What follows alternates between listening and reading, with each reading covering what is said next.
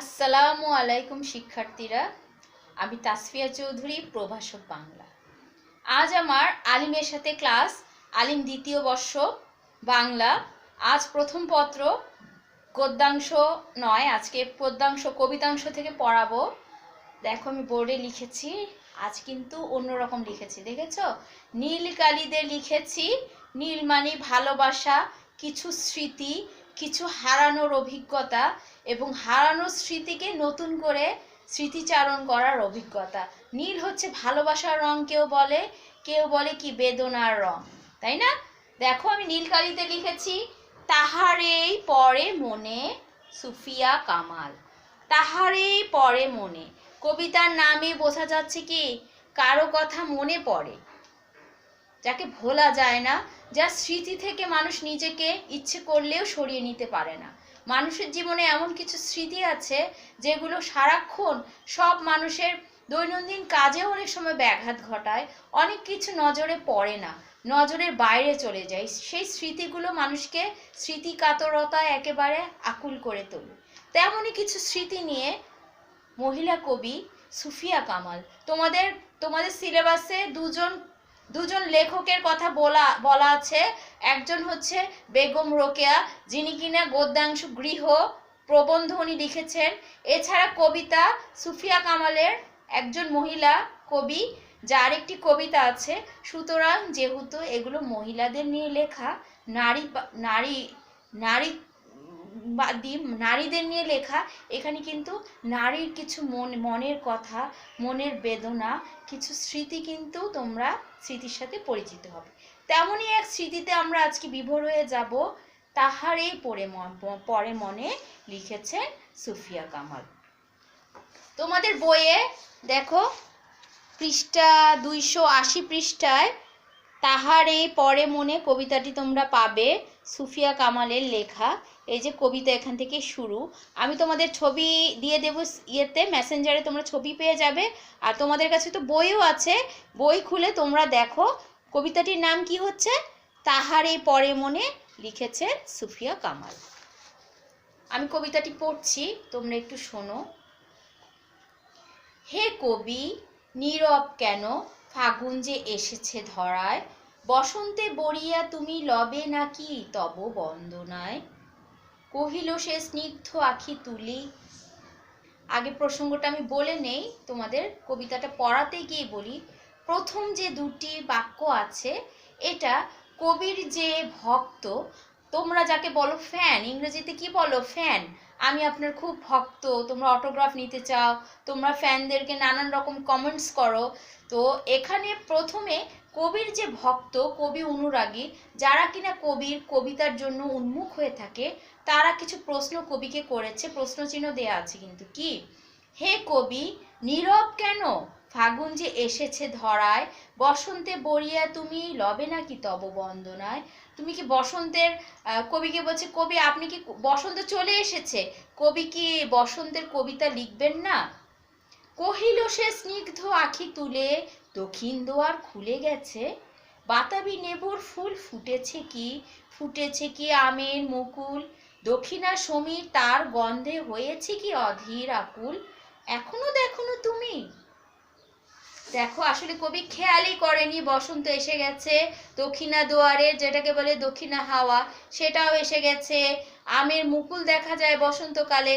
কবি প্রশ্ন করেছেন তার অনুরাগীদের যে বসন্ত কি এসে গেছে, লেবুর ফুল কি ফুটেছে, আমের মুকুল কি এসেছে, বসন্তের গন্ধে কি চারপাশ আকুল হয়েছে। কবির কিন্তু সেদিকে কোনো দৃষ্টিপাত নেই। এখনই দেখো তুমি, কহিলাম কেন কবি আজ এমন উন্মনা তুমি, কোথা তব নব পুষ্প সাজ।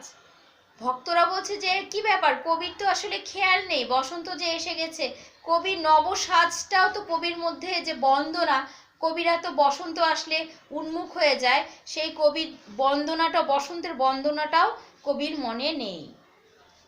কহিল সে সুদূরে চাহিয়া, অলক্ষের পাথার বাহিয়া, তরি কি এসেছে কি, বেজেছে কি আগমনী গান, ডেকেছে কি সে আমারে, শুনি নাই রাখিনি সন্ধান। কহিলাম ওগো কবি রচিয়া লহ না আজো গীত, বসন্ত বন্দনা তবে কণ্ঠে শুনি এ মোর মিনতি। ভক্তরা কবির কাছে সে গান শুনতে চাচ্ছে, কবিতা শুনতে চাচ্ছে, কবির বসন্তের বন্দনা কবির মুখে শুনতে চাচ্ছে।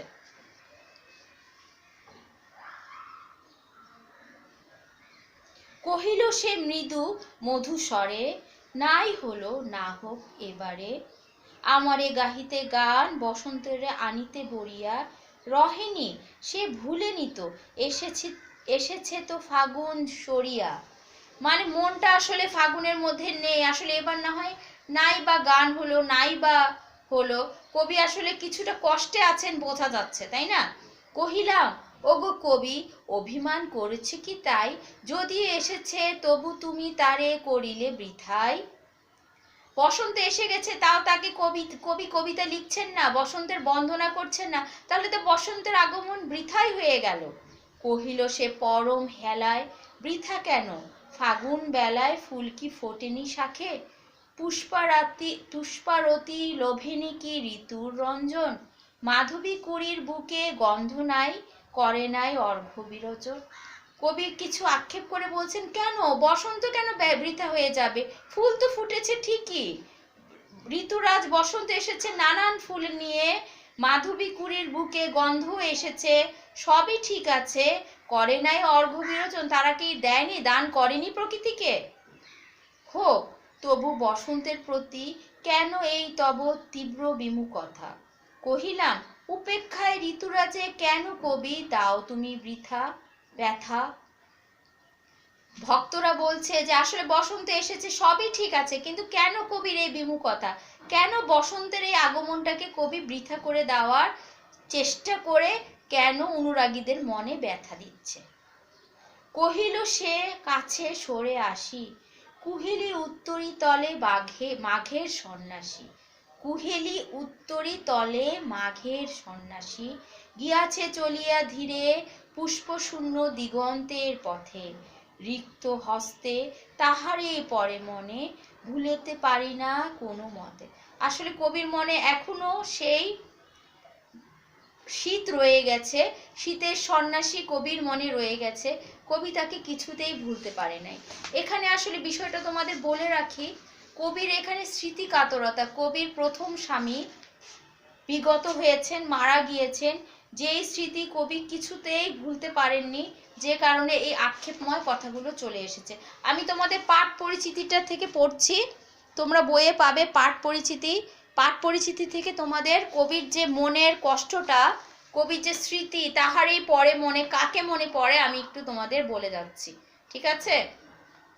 এই কবিতায় কবির ব্যক্তি জীবনের দুঃখময় ঘটনার ছায়াপাত ঘটেছে।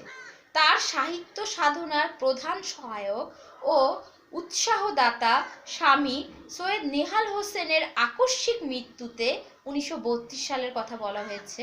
কবির জীবনে প্রচণ্ড শূন্যতা নেমে আসে, তার ব্যক্তি জীবন ও কাব্য সাধনার ক্ষেত্রে নেমে আসে এক দুঃসহ বিষণ্ণতা। কবি মন আচ্ছন্ন হয়ে যায় রিক্ততার হাহাকারে, তাহার এই পরে মনে কবিতাকে আচ্ছন্ন করে আছে এই বিষাদময় রিক্ততার সুর। তাই বসন্ত এলেও উদাসীন কবির অন্তর জুড়ে রিক্ত শীতের করুণ বিদায়ের বেদনা। কবিতাটির আরেকটি লক্ষণীয় বৈশিষ্ট্য হচ্ছে এর নাটকীয়তা। আসলে আমি যে একটা কবিতা পড়েছি এটা কিন্তু তোমাদের কাছে মনে হয়নি, মনে হচ্ছে একটা গল্প যেটার মধ্যে একটা নাটকীয়তা আছে। কি বলতে চাচ্ছে খুব একটা সুস্পষ্টভাবে কিন্তু কবি বলেননি। আসলে দুঃখের কথাগুলো কারোর সাথে ওরকম ভাবে শেয়ার করা যায় না, অনুরাগীদের সাথেও না, তাই কবি ইঙ্গিতে কিন্তু বলে গিয়েছেন তার কষ্টের কথা। তার মনে এখনো বসন্ত কোনো রেখাপাত করতে পারেনি, শীতের রিক্ততাই তার মনে। এখানে দেখো বলা আছে, সেজন্য শেষে কবিতাটির আরেকটি লক্ষণীয় বিষয় হচ্ছে এর নাটকীয়তা। গঠনরীতির দিক থেকে এটি সংলাপ নির্ভর রচনা। কবিতাটির আবেগময় ভাববস্তুর বেদনাঘন বিষণ্ণতার সুর এবং সুললিত ছন্দ এতই মাধুর্যমণ্ডিত যে তা সহজেই পাঠকের অন্তর ছুঁয়ে যায়। তোমাদের অন্তরও ছুঁয়ে গেছে আমি আশা করি। তোমাদের পড়া থাকবে। কবিতাটি তোমরা খুব ভালোভাবে পড়বে। আগামী ক্লাসে আরও বিস্তারিত আলোচনা করব, কবি পরিচিতি সম্পর্কে পড়ব। আজ এ পর্যন্তই। ভালো থাকবে সবাই। আল্লাহ হাফেজ।